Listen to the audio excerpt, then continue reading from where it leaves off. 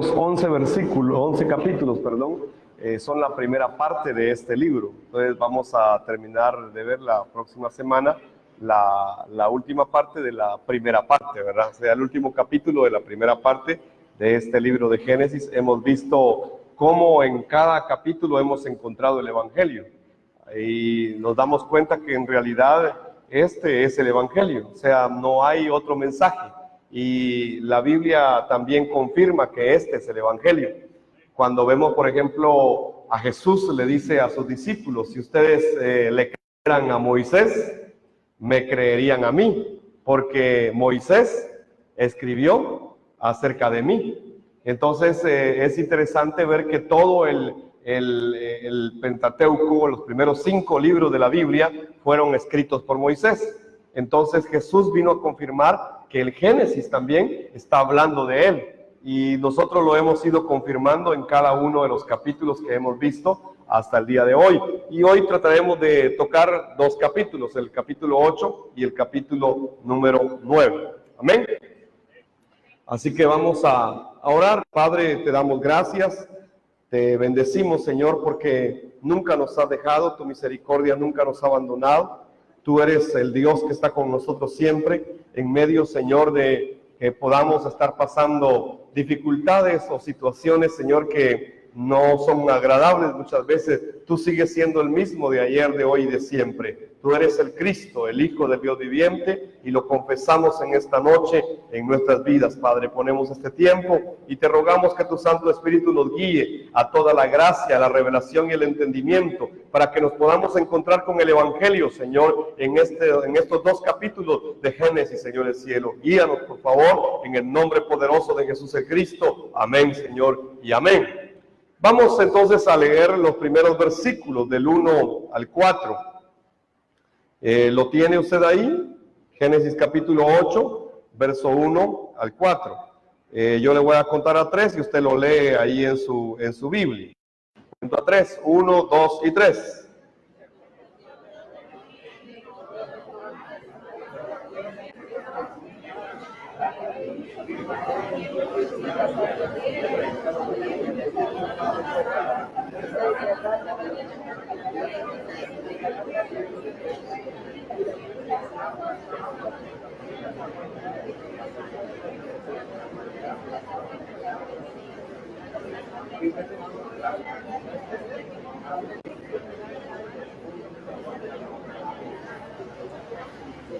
Amén.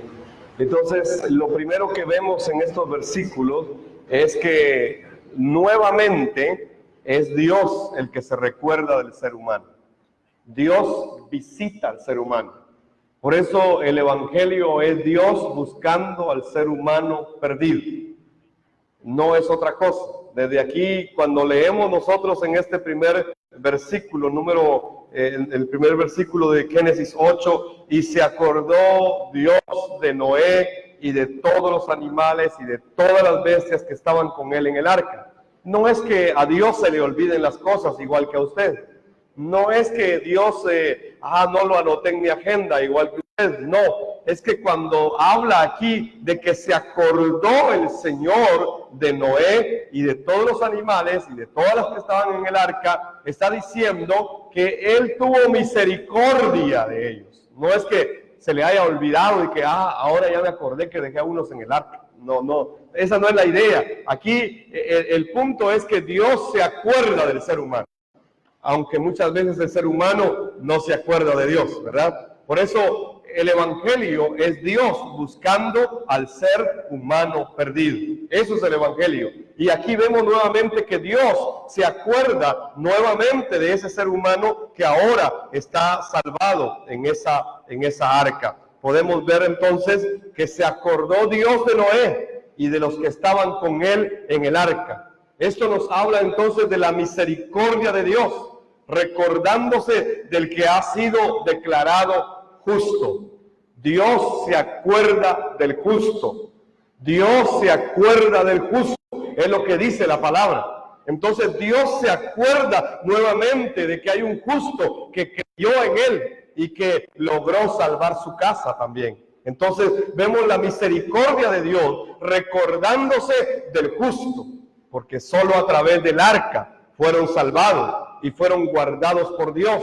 Y ustedes saben que el arca es el símbolo del Mesías Cristo. Es decir, desde acá ya encontramos el Evangelio, ya encontramos el mensaje de que Jesús es el Cristo a través del arca, porque solo en el arca se pueden salvar.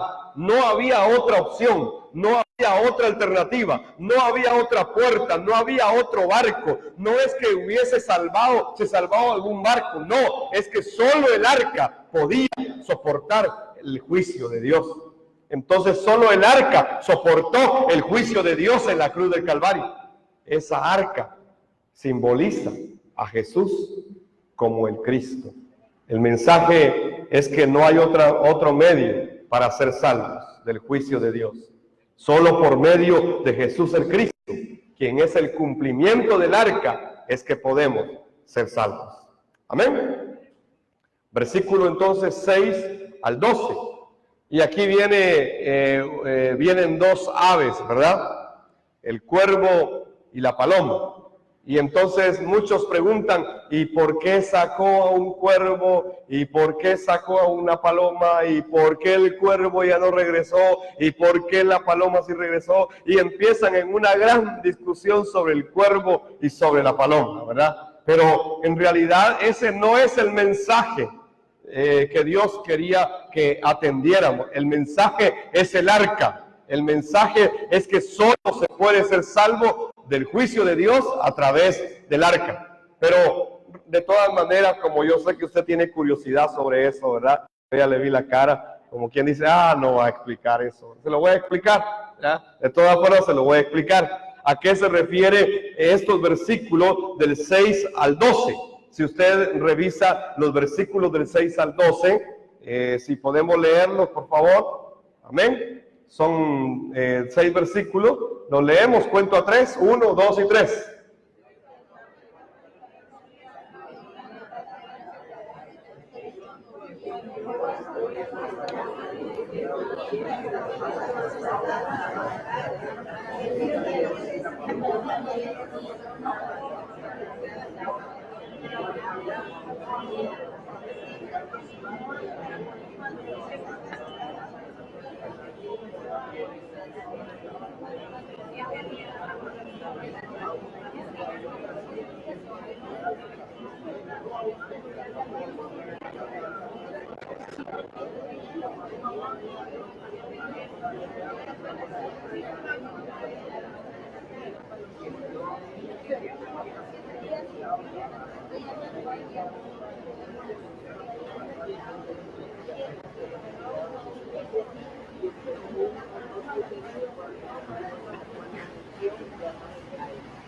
El cuervo y la paloma son dos aves, ¿verdad?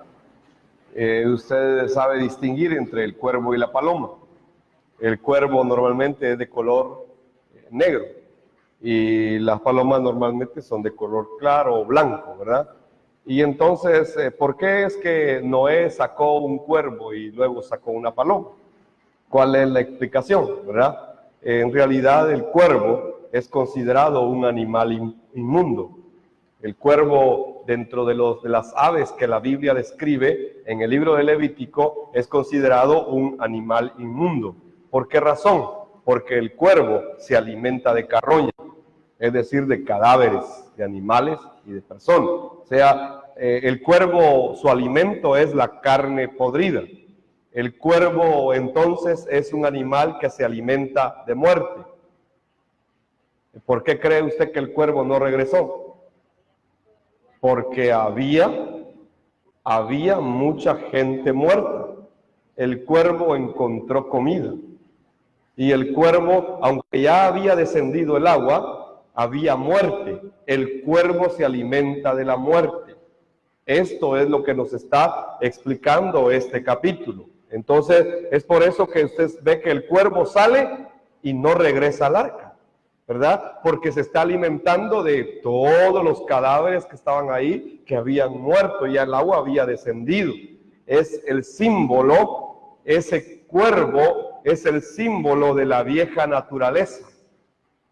Es el símbolo de la carne. es la que se sale del arca y no quiere regresar. Es esa que usted y yo tenemos, que se alimenta de muerte, que se alimenta de carne, que se alimenta de las cosas de este mundo. Eso es el símbolo del cuervo. Y por eso es que ese cuervo no regresa al arca. Igual la vieja naturaleza no quiere regresar a Cristo. La vieja naturaleza se resiste peleando dentro de nosotros. Por eso Pablo decía, pobre de mí, porque lo que quiero hacer, lo bueno que quiero hacer, no lo hago. Sino lo malo que no quiero hacer, eso termino haciendo. Y encuentro, decía Pablo, que hay dentro de mí dos leyes. Y con una ley le sirvo a Dios y con la otra le sirvo a los hombres.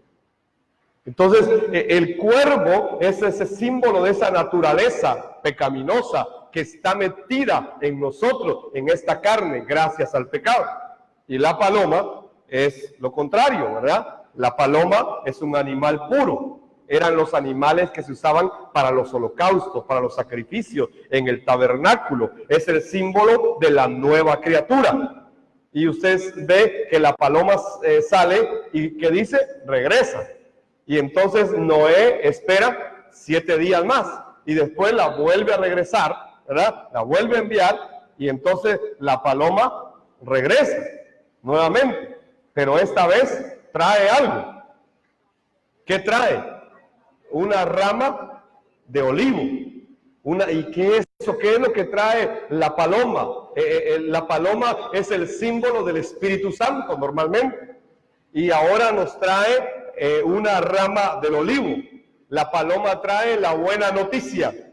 La paloma está diciendo que el juicio de Dios ha terminado y que la vida del olivo está presente. Y la raíz del olivo es Cristo. Entonces, la paloma está anunciando el evangelio nuevamente, que es Cristo. Es que el olivo es un símbolo de aceite para la unción. Y cuando se ungía a los reyes, sacerdotes y profetas, se usaba el aceite del olivo. ¿Y por qué no trajo una rama de un cocal? ¿O por qué no trajo de una secoya? ¿O de otro árbol grande? No, sino que trajo el olivo. ¿Por qué es que el olivo trae la paloma? Es que es el símbolo de Jesús como el Cristo. La raíz del olivo natural es Cristo Jesús, Señor nuestro. Vayamos a Romanos capítulo 11. Romanos 11 y verso 17. Quiero que lo lea, por favor. Romanos 11, 17. Que alguien lo lea en voz alta.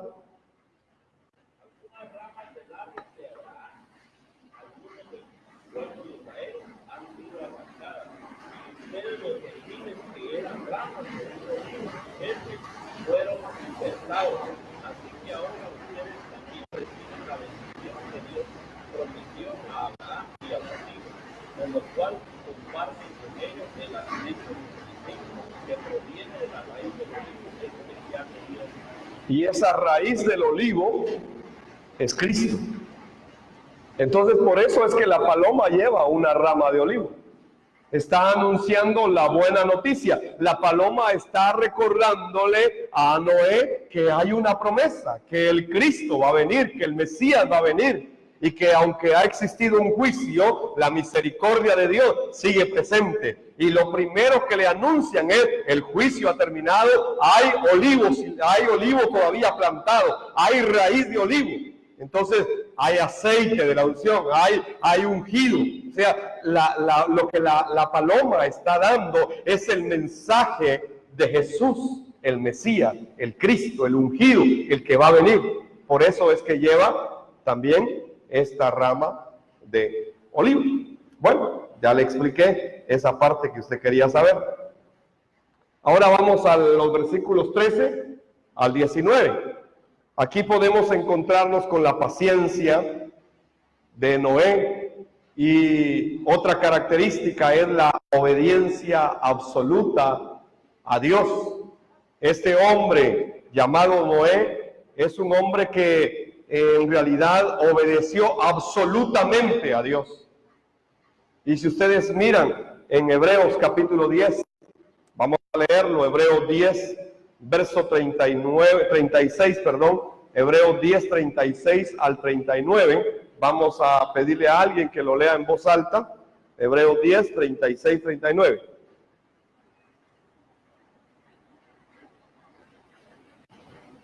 Perseverar con paciencia es lo que necesitan ahora para seguir haciendo la voluntad de Dios. Entonces recibirán todo lo que Él ha prometido. Pues dentro de poco tiempo, aquel que viene vendrá sin demorarse. Mis justos vivirán por la fe, pero no me complaceré con nadie que se aleje. Pero nosotros no somos de los que se apartan de Dios hacia su propia destrucción. Somos los fieles y nuestras almas serán salvas. Entonces aquí nos habla nuevamente de que nos toca tener paciencia y confiar totalmente, porque el que va a venir, ¿verdad? Nos están dando esa promesa de que debemos aferrarnos absolutamente a la palabra de Dios y esperar con convicción la llegada de ese Mesías. Igual que Noé esperó en esa arca, esperó ahí hasta que Dios le habló, esperó y lo obedeció totalmente de manera absoluta, obedeció la palabra de Dios. De igual manera nosotros debemos obedecer la palabra de Dios, esperando con paciencia, pero obedeciendo la voluntad de Dios también. Entonces, así como se recibió una orden para entrar al arca, si ustedes se recuerdan, Dios le dijo a Noé cuándo entrar. No es que Noé haya dicho, ay, ahora sí me voy a meter al arca y voy a cerrar para que nadie entre. No, ¿verdad? Estos no tienen el evangelio, mejor me voy a cerrar. Y que miren qué les pasa, porque como no tienen el evangelio, ¿verdad? No, Noé nunca dijo eso. Noé esperó la orden de Dios. Noé esperó que Dios le dijera cuándo entrar. Y Dios mismo cerró la puerta. Noé no andaba diciendo quién tenía y quién no tenía el evangelio. Noé obedecía a Dios solamente, se encargaba de proclamar lo que Dios le decía, no lo que él creía, no lo que él pensaba, no lo que él argumentaba. No, es que Noé obedeció absolutamente a Dios. Y así como recibió una orden para entrar al arca, también Noé esperó una orden para salir del arca. Cualquiera hubiera salido inmediatamente, porque dice la Biblia que él abrió la cobertura del arca, abrió la tapadera del arca, pero no salió. Es que ¿sabe cuánto tiempo esperó? Esperó 57, de 57 a 64 días esperó. Ya estaba abierta la puerta del arca, ya había descendido el agua, él podía salir corriendo, pero no salió. No salió. Usted, después de todo el diluvio, 40 días y 40 noches y todo lo que tuvo que esperar, usted hubiera salido corriendo a buscar tamales. Pero no, él no. Dijo, no he ido a comer pizza hoy, voy a ir a comer porque ya tengo mucho tiempo de no comer pizza. No, ya hice la evangelización mundial, así que ahora, no. Él dijo, voy a esperar. Y esperó. Se calcula que fueron 57 días o 64 días los que él esperó. ¡Qué tremendo! O sea, casi 2 meses. Casi 2 meses estuvo esperando la orden, porque así como Dios le dijo, ahora tienes que entrar, Dios también le iba a decir, ahora tienes que salir. Amén. Así obedecemos nosotros a Dios también. De igual manera. ¿Verdad? Esperamos que Dios nos diga. Así, no, nosotros vivimos, hermano, Dios ahí que se las arregle con nosotros, ¿verdad? Pero él no, él obedecía absolutamente. Versículo número 13. Leámoslo. Verso 13 del capítulo 8. ¿Qué dice? Fue en el año 601. Oiga, en el mes primero, al primer día del mes, las aguas se enjugaron de sobre la tierra y quitó Noé la cubierta del arca. Ahí abrió, en el primer día del primer mes, o sea, del mes primero, abrió la cubierta del arca. la tierra estaba en duda. Entonces, él abrió en ese primer día del primer mes. Pero mire cuándo salió. No salió inmediatamente. Dice que pasados creo que 20 días del segundo mes, 27 días. ¿Sí? O sea, Noé esperó, hermano, la orden, la instrucción de Dios. No era que había que salir corriendo, hermano, para ir a ver qué dejaron estos que se murieron. No, o sea, él esperaba la orden de Dios. Esperó la orden de Dios. ¿Qué nos enseña esto? Que no es de acuerdo a nuestra voluntad, que no es de acuerdo a nuestro tiempo, que no es de acuerdo a nuestro esfuerzo. No, es que es de acuerdo a la voluntad de Dios. Es de acuerdo al tiempo de Dios. Es de acuerdo a la instrucción de Dios. Es de acuerdo a la palabra que Dios le daba. Es según la voluntad de Dios, no según la nuestra.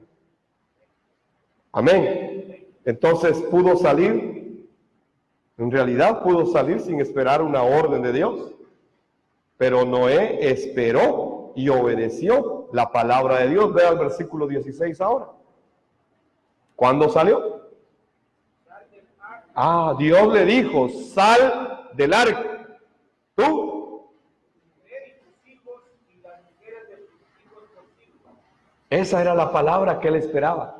Sal del arca. Y entonces cuando Dios le da esta orden, entonces él sale del arca, pero no antes. La fe verdadera, mis amados hermanos, no pide evidencias adicionales. La fe verdadera no pide señales ni voces. La fe verdadera no pide visiones ni sueños. La fe verdadera no pide pruebas científicas o descubrimientos arqueológicos o evidencias geológicas. La fe verdadera que salva es aceptar y obedecer la palabra de Dios. ¿Y por qué? Porque Él es Dios. No por otra razón. Porque Él es Dios y porque Él sigue siendo Dios. Noé aceptó la palabra de Dios porque era la palabra de Dios, no por otra cosa. Así que esperó hasta que Dios le dijo, ahora tienes que salir. Y entonces salió. Eso lo podemos ver entonces como la paciencia de este hombre. Pero no solamente su paciencia, su obediencia absoluta a Dios, a esperar la instrucción que Dios le tenía que dar. Vamos entonces ahora a los versos 20 y 21 para finalizar el capítulo 8. Versos 20 y 21, quiero que lo lea ahí en su Biblia en voz alta. Voy a contar a 3 y usted lo lee, por favor. 1, 2 y 3.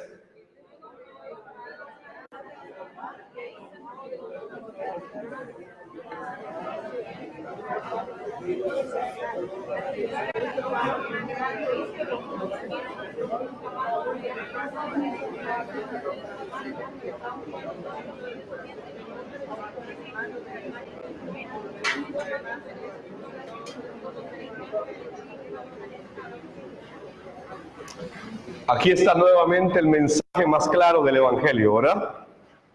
¿Qué es lo primero que hace al salir del arca?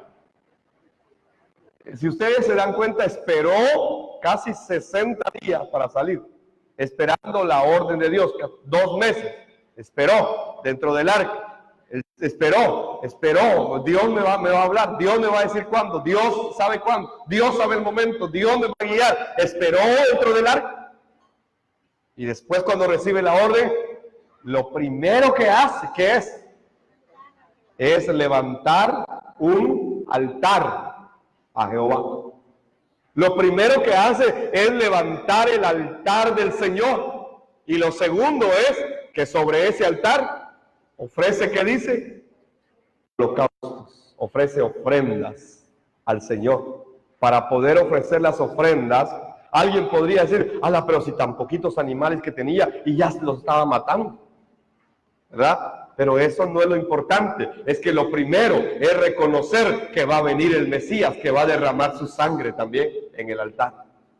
A eso se refería este sacrificio de sangre. Ellos no mataban sangre o no mataban animales y derramaban sangre solo por derramar sangre o por matar animales. No, es que tenía un propósito claro. Había que refugiarse en la fe de que un día iba a venir el Mesías. Este Noé creyó que un día iba a venir el Mesías y que en el Mesías se iba a resolver el problema espiritual. Y entonces por la fe fue declarado justo, aunque el Mesías no había venido todavía. Es interesante, no había venido el Mesías, pero él ya tenía su fe en que ese Mesías iba a venir un día. Cristo ya vino para nosotros y nuestra fe está en que él vino ya por nosotros, pero que volverá a venir también. Entonces, esta era la fe de este hombre. Lo primero que hace es ratificar el pacto del Mesías, que un día va a venir para resolver el problema espiritual del ser humano. El problema de Noé y de su descendencia es que va a venir un día y entonces va a derramar su sangre. Hay que reparar el altar, hay que levantar un altar, hay que ofrecer sangre ahí en ese altar, hay que ofrecer holocausto, porque debemos anunciar a este nuevo mundo que Jesús, el Mesías Cristo, va a venir un día. Ese era el mensaje. Por eso es lo primero que hace, ratificar el pacto de la sangre. Un altar y holocaustos de olor agradable a Dios. Dice que Dios sintió el aroma del holocausto y dice que le agradó a Dios. Dios no le dijo, vas a levantar un altar y vas a hacer, ¿verdad que no le dijo? Eso no se lo dijo, es que eso ya lo tenía él, esto ya lo sabía él solo tenía que obedecer lo que ya sabía, cumplir el pacto que él ya sabía. Entonces el derramamiento de sangre de animales puros e inocentes en el altar son la figura del sacrificio redentor de Jesús como el Cristo que va a venir un día. Y por eso este hombre es declarado pregonero de justicia. Por eso es que este hombre es declarado heredero de la justicia que es por la fe. O sea, fue declarado justo por la fe en que un día iba a venir el Mesías Cristo. Noé estaba anunciando su fe en la verdad del Mesías Cristo que vendría un día. Leamos 2 de Pedro, capítulo 2 y versículo número 5. 2 de Pedro 2, verso 5. Si alguien lo puede leer en voz alta.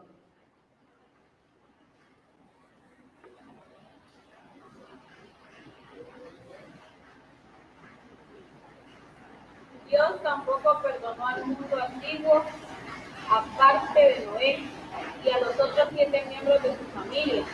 Noé asistió al mundo del justo juicio de Dios, y por eso Dios lo protegió cuando destruyó con un gran diluvio el mundo de los que vivían sin Dios. Dios lo protegió porque le obedeció, porque le creyó y pregonó el juicio de Dios. Ese era el mensaje de este hombre. Entonces, Noé, lo vemos ahora, él y sus 3 hijos y sus 3 nueras y su esposa son las 8 personas que son salvas y tienen que poblar la tierra nuevamente. En ese momento Noé, el justo Noé, se vuelve nuevamente el rey que gobierna en la nueva creación. Se vuelve nuevamente el profeta que le hablará a Dios como pregonero de justicia. Y se vuelve nuevamente el sacerdote que ofrecerá el culto, el holocausto de sangre a Dios nuevamente. Se restaura en Noé el verdadero sacrificio de sangre que se había dejado de practicar por la maldad de la gente. Se restaura la adoración, se restaura el altar, se restaura el holocausto, se restaura el pacto, se restaura la obediencia, se restaura la fe, se restaura la justicia, se restaura todo en uno solo. Entonces, pasemos ahora al capítulo 9. Con este hombre que le creyó a Dios y fue declarado heredero de la justicia de Dios que es por la fe, empieza todo de nuevo. en el capítulo 9, los versículos del 1 al 7, usted puede ver cómo Dios empieza de nuevo todo. Y es interesante ver estos primeros versículos del capítulo 9, porque si usted lo revisa, se dará cuenta que dice el primero, dice, y bendijo Dios a Noé y a sus hijos, y les dijo, fructificad, multiplicad y llenad la tierra. Y vuestro temor y vuestro pavor será sobre todo animal de la tierra y sobre toda ave de los cielos, en todo lo que se moverá en la tierra y en todos los peces del mar, y en vuestras manos son entregados. Todo lo que se mueve y vive os será para mantenimiento, así como las legumbres y hierbas, os lo he dado todo. O sea, les he dado todo. Este es Génesis, nuevamente, ¿verdad? Génesis capítulo número 2, con todas sus bendiciones. Génesis capítulo número 1, con la bendición de Dios. Y creó Dios al hombre a su imagen y su semejanza, a imagen y semejanza de Dios lo creó, y los bendijo Dios. Y aquí, ¿qué es lo primero que hace Dios? Es bendecirlo. Y les dice, esto les va a ser para comer. Y ustedes se van a enseñorear sobre los peces del mar, sobre las aves, sobre los animales, sobre todo lo que tiene movimiento, todo lo que tiene vida. Ustedes tendrán, es Génesis capítulo número 1 y Génesis capítulo número 2, nuevamente Dios devolviendo toda la bendición que Él había preparado para ese ser humano originalmente. Entonces hay un nuevo comienzo, hay una bendición nuevamente. El ser humano tiene nuevamente la bendición para empezar un nuevo Génesis, un nuevo comienzo. Además de la bendición, les da instrucciones, le dice multiplíquense, llenen la tierra. Ustedes tienen la imagen mía, llénenla. ¿Qué les está diciendo nuevamente? Cumplan la evangelización mundial, lleven mi imagen a toda la tierra, poblen la tierra. Transmitan esta imagen, gobiernen los animales del cielo, la tierra y las aguas. Les da todo lo que van a necesitar para vivir. Todo, absolutamente todo. Pero les recuerda que el ser humano fue creado a imagen de Dios. Y le dice que el ser humano fue creado a imagen de Dios. Y que por esa razón se debe respetar la sangre. Porque en la sangre se encuentra la vida. Y el ser humano fue creado a imagen de Dios. Si usted se da cuenta, la creación del ser humano está asociada totalmente con el pacto de la sangre. Es que un ser humano sin sangre no tiene vida. Esto es físicamente y espiritualmente. El ser humano sin sangre físicamente se muere. Y el ser humano sin la sangre de Cristo también se muere espiritualmente. O sea, el ser humano, la vida del ser humano está en la sangre, dice acá. ¿Pero en qué sangre? En la sangre de Cristo. Ahí está la vida del ser humano. Entonces, podemos ver cómo este es un nuevo comienzo. Este es un nuevo Génesis, con un justo que le creyó a Dios. No es que él vino por una gran multitud, no, era un justo. Y su familia le creyó al justo. Y entonces fueron salvos. Pero el justo realmente era uno que podía salvar su casa, y era Noé. Versículos 8 al 17. Entonces, igual que en el Génesis, ¿verdad? ¿Se recuerda usted? Igual que en el Génesis 1 y 2, Dios le da toda la bendición, le da toda autoridad, le da señorío, le da todo lo que el ser humano va a necesitar, lo tenía todo, y después de eso les da un pacto. Igual aquí. El ser humano recibe ahora el pacto y recibe la señal del pacto. Entonces veamos esto, versículos 8 al 17. El pacto y su señal. ¿Quién es el que establece el pacto? ¿Será que son los hombres estableciendo pactos con Dios? No, es Dios quien establece el pacto con el ser humano creado y con las criaturas que estarán bajo su dominio. ¿Y qué pacto es este? ¿De qué pacto está hablando ahí? Muchos dicen, sí, es que el pacto del arco iris, ¿verdad? Y entonces es que Dios hizo el pacto del arco iris. Y entonces algunos grupos por ahí hasta usan la bandera del arco iris, ¿verdad? Para hablar es que es el pacto del arco iris. Si hasta Dios hizo un pacto con el arco iris, es que ese no es el pacto.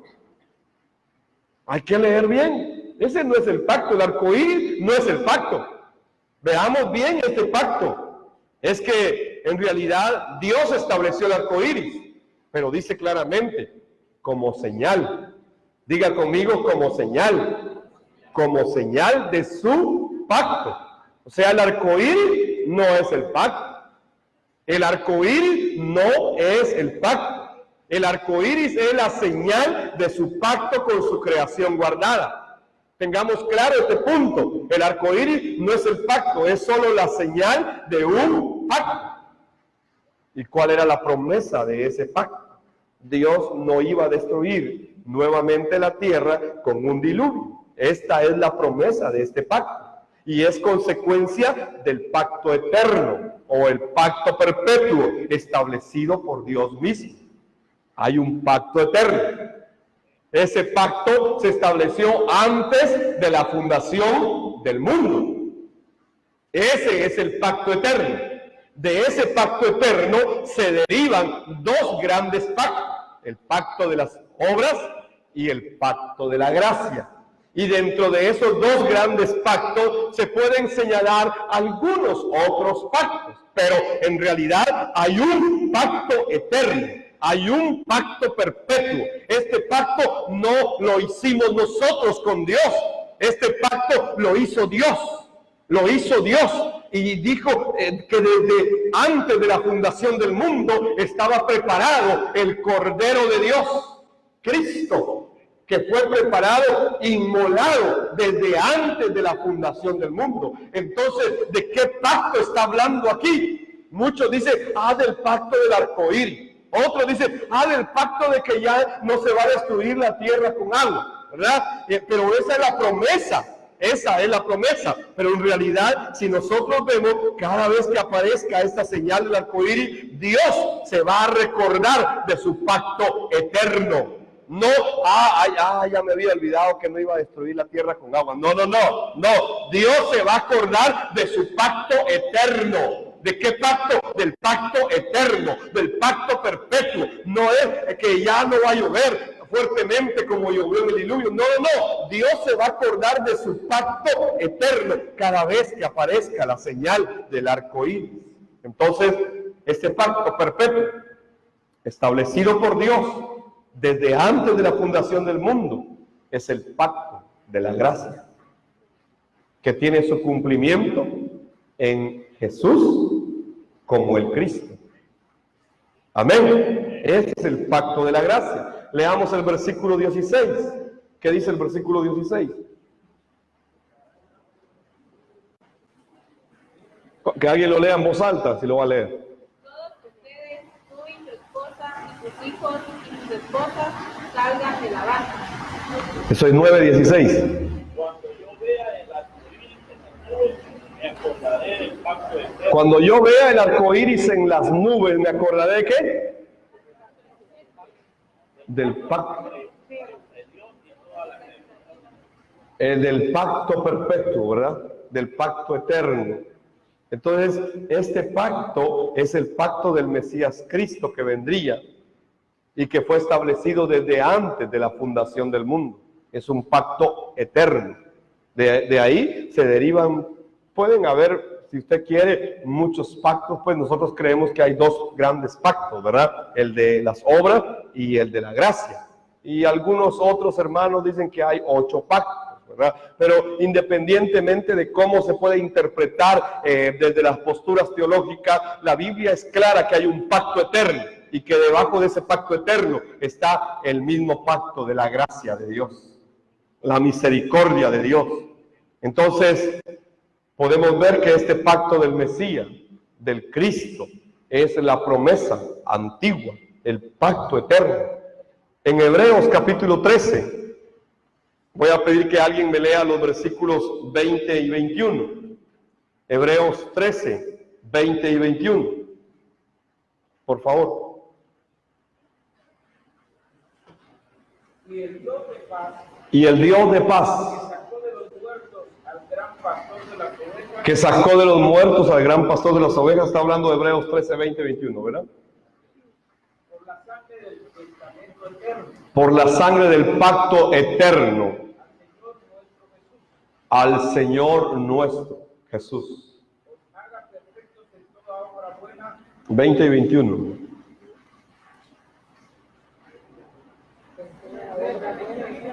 para que hagáis su voluntad. Sí. En toda obra buena, Os haga perfectos en toda obra buena, para que hagáis su voluntad, para que hagáis su voluntad, haciendo Él en vosotros lo que es agradable delante de Él por Jesús el Cristo, lo que es agradable delante de Él por Jesús el Cristo. al cual es la gloria por los siglos de los siglos. Amén. Quiero que lea el verso 20 nuevamente, por favor, todos juntos. Quiero que lean el verso 20. Cuento a 3, 1, 2 y 3.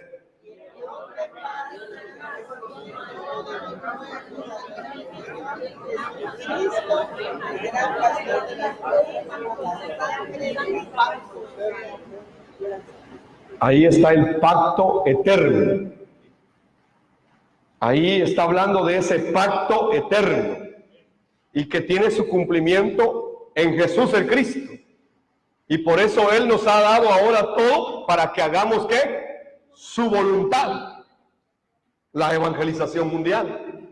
Si ustedes se dan cuenta, este pacto eterno es el pacto de la gracia que nos lleva ahora a cumplir la evangelización mundial.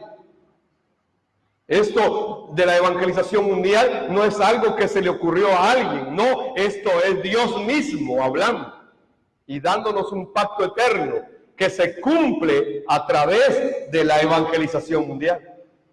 Entonces, por eso es que la evangelización mundial es la comisión de la iglesia, el fin de la iglesia, el objetivo de la iglesia, el propósito de la iglesia es dar a conocer este pacto, que Jesús es el Cristo, el Mesías prometido desde la eternidad. Vamos a ir ahora a los versículos 18 al 28. Y aunque se queda establecido el pacto, hay un pacto eterno. Podemos ver que el problema espiritual del ser humano sigue sucediendo. Verso 18 al 28 nos habla, en primer lugar, de la embriaguez de Noé. Dice que él sembró uva y luego bebió del fruto de la uva y se emborrachó, se embriagó, a tal punto que quedó tirado en su tienda. La embriaguez de Noé es una evidencia de que el problema espiritual continúa ahí. ¿Por qué? Porque refleja la falta de dominio propio en el ser humano. No es que Dios haya condenado a Noé por embriagarse, pero eso tuvo consecuencias funestas. Es que el problema espiritual vuelve a brotar. Y Noé se descuidó un poquito nomás. No es que haya sido un alcohólico empedernido. Se descuidó un poquito. Se bebió un poco. Y entonces la consecuencia es que él termina con un problema serio de tipo sexual. Verso 24, quiero que lo lea. Cuento a 3. 1, 2 y 3.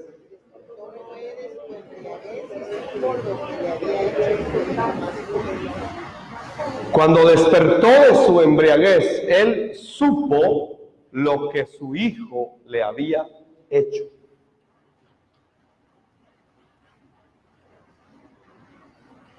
Aunque no dice claramente qué fue lo que le hizo, a verso anterior dice que vio su desnudez. Y algunos interpretan esto de muchas maneras. Cuando la Biblia habla de ver la desnudez, es que tuvo relaciones sexuales con esa persona. Esa es la primera interpretación. Su hijo lo violó físicamente. Esa es una primera interpretación. Otra segunda explicación que dan es que esta expresión, conocer su desnudez, se refiere a que se acostó con la esposa de Noé. Se acostó con su propia madre. Conoció su desnudez. Es otra explicación que también dan. Y una última es que en realidad eran una nueva creación y que era muy pura, y que solo el hecho de ver la desnudez de su padre podría provocar un problema grave. Esas son las tres posibles explicaciones que dan a este pasaje. Pero lo que sí es cierto es que el desviarnos un poco del Evangelio, el desviarnos un poco de la verdad, nos puede traer consecuencias graves. Por eso es que el Evangelio es lo único que nos debe sostener. El Evangelio es creer que Jesús es el Cristo. Cuando este hombre despierta de su embriaguez y se entera de lo que su hijo le ha hecho, lo primero que hace es que maldice a su hijo. Y resurge la maldición nuevamente. Se recuerda que Dios los había bendecido, les había dado todo, pero ahora resurge la maldición de los padres sobre los hijos. Y sobre los hijos hasta la cuarta generación. Porque no maldijo a Cam, sino que dijo, maldito sea Canaán. O sea, maldijo hasta la cuarta generación. Eso estaba refiriéndose a que la maldición iba a alcanzar las generaciones. El problema generacional surge nuevamente acá. La maldición surge. El problema sexual surge. El problema de la familia surge. El problema del matrimonio surge nuevamente. Este es Génesis 3. Aquí encontramos nuevamente todo lo de Génesis 3. Y cuando él empieza a hablar sus profecías y sus oráculos o las expresiones que él como padre da a sus hijos, ustedes se dan cuenta que ahí surge también la esclavitud del hombre por el hombre. Es que surgió todo lo de Génesis 3 nuevamente. El ser humano se va a imponer y va a gobernar uno sobre el otro. Bendito sea Sem, ¿verdad? Bendito sea Jafet, y more en las tiendas de Sem, ¿verdad? Y sea bendito, pero sea Canaán su esclavo, sea Cam su esclavo. O sea, empezó la esclavitud del ser humano nuevamente. Dentro de esa desgracia que sucede, dentro de eso que nos refleja Génesis 3, aparece nuevamente una promesa. Bendito sea Sem y bendita su descendencia. Aquí se define la línea de donde vendrá el Mesías Cristo. Sem, se establece el gobierno humano, se establece el dominio de uno sobre otro, pero hay algo importante, está la bendición sobre Sem, y sobre Sem vendrá, sobre su línea genealógica, de ahí vendrá el Mesías Cristo. Entonces, si podemos ver la simiente de la mujer, agarra esta línea con Sem, y la simiente de la serpiente agarra esta otra línea con Cam. cruzaron el diluvio y resurgieron nuevamente.